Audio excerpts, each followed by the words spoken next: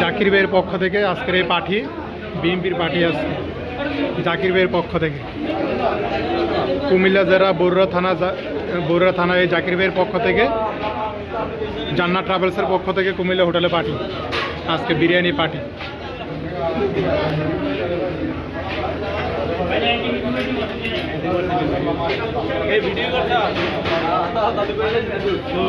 জাকির ভাইয়ের পক্ষ থেকে আজকে পার্টি চলতেছে জান্নাত ট্রাভেলসের পক্ষ থেকে কুমিল্লা জেলা বরুড়া থানা। আমাদের এই জাকির ভাইয়ের পক্ষ থেকে এই বিরিয়ানি পার্টি চলতেছে বিএনপির পক্ষ থেকে।